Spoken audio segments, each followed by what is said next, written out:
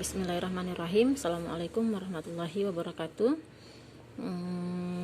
Pertemuan kita pertama kali ini tentang dasar metode numerik atau pengantar metode numerik.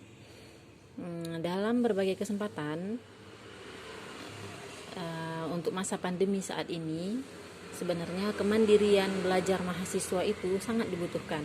Artinya anak-anak ibu semua, mahasiswa matematika, harus mengupayakan diri untuk banyak membaca buku-buku atau bahan-bahan materi pembelajaran melalui internet, baik itu YouTube atau web dan seterusnya.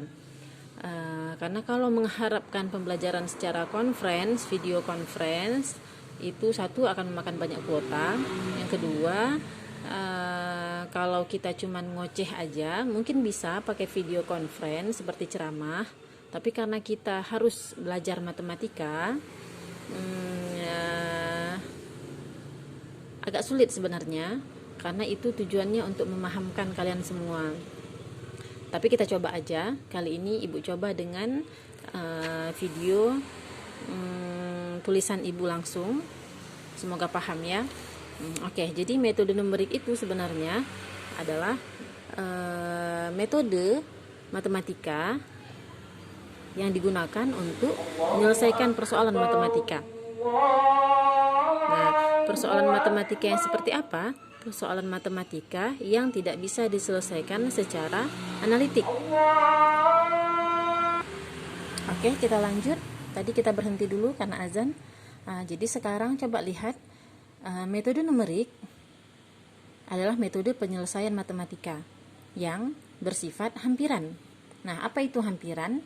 Hampiran itu dia melibatkan banyak bilangan desimal seperti 1,333 atau 0,5678 bla bla bla bla dan seterusnya. Jadi dia melibatkan banyak sekali bilangan desimal. Nah, kapan metode numerik itu dipakai? Nah, jadi metode numerik itu dipakai saat metode analitik tidak bisa dipakai. Nah, apa itu metode analitik? Nah, metode analitik itu metode yang biasa kita pakai sehari-hari. Jadi di SMA kita belajar banyak materi. Materi-materi itu semua punya cara penyelesaiannya sendiri. Misal trigonometri, kita punya identitas trigonometri, kita punya rumus sin, cos, tangen dan seterusnya. Semua yang sudah kita pelajari di SMA itu semua disebut dengan metode analitik karena dia punya jawaban yang pasti. Nah, misalnya nih supaya lebih gampang, dalam persamaan kuadrat. Nah, dalam persamaan kuadrat boleh dilihat untuk soal seperti ini, x kuadrat kurang 5x tambah 6 sama dengan 0, itu seperti yang kalian pahami waktu di SMA, kita bisa menyelesaikannya dengan 3 cara untuk mencari x1 dan x2, untuk mencari akar-akar penyelesaian namanya. Jadi bisa pakai pemfaktoran, bisa pakai kuadrat sempurna ataupun rumus ABC. Nah, jadi dengan menggunakan 3 cara ini kita peroleh hasil yaitu x1 dan x2. Kan gitu. Nah, itu yang disebut dengan cara ataupun metode analitik. Nah, bagaimana kalau soalnya tidak seperti ini? Ini kan satu jenis nih, persamaan kuadrat. Nah, bagaimana kalau soalnya banyak persamaan di dalam? Misalnya nih seperti ini. Ada aljabar x kuadrat.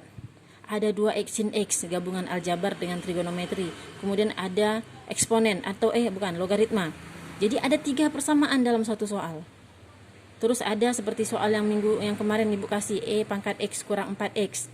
Itu gabungan e pangkat x eksponen dengan aljabar 4x. Ada juga e pangkat min x dengan x. Nah, jadi ini adalah gabungan dari beberapa persamaan. Nah, untuk soal-soal seperti ini, cara apa yang bisa kita pakai untuk mencari x-nya? Atau untuk mencari yang disebut dengan x pembuat 0? Nah, gitu. Paham nggak kira-kira? Oke, kita lanjut. Tadi ibu sebut x pembuat 0. Apa itu x pembuat 0? X pembuat 0 itu mirip seperti fx sama dengan 0. Nah, dalam hal ini, seperti soal kita ini, fx kuadrat, berarti soal fx kuadrat ini kan soalnya fx sama dengan x kuadrat kurang 5x tambah 6. Ya kan? Nah, kita pindahin kemari. Jadi, fx sama dengan x kuadrat kurang 5x tambah 6. Artinya, kalau ini adalah fx sama dengan 0, maka kita harus mencari x berapa aja yang membuat persamaan ini menjadi 0. Nah, dalam hal ini kalau kita pakai rumus pemfaktoran, kita dapat x1 berapa? 1 kurang 3 x kurang 2, ya kan? Sehingga kita peroleh x1 sama dengan 3 atau x2 nya sama dengan 2. Saat kita substitusi ini ke dalam persamaan, berarti f3 sama dengan x kuadrat kurang 5x tambah 6, maka di sini 3 kuadrat dikurang 5 dikali 3 tambah 6. Berapakah ini? 9 dikurang 10 ditambah 6. Berapakah?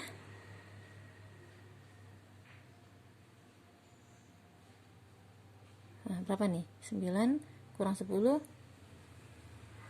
min 1. Salah ya? Tunggu. Oke, Ibu salah. Tadi ini 9 dikurang 15 ditambah 6. Berarti sama dengan 0. Nah, ini yang disebut dengan x pembuat 0. Berarti F3 itu saat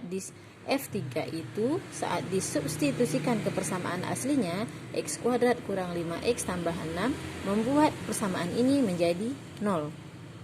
Itu yang disebut dengan akar-akar penyelesaian.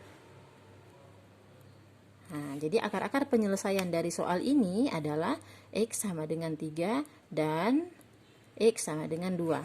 Nah, itu kalau soalnya persamaan kuadrat. Bagaimana kalau soalnya seperti ini? Oke, udah bisa dipikirkan kira-kira? Nah, jadi ini yang disebut dengan metode analitik yang hasilnya itu pasti, jelas rumusnya apa.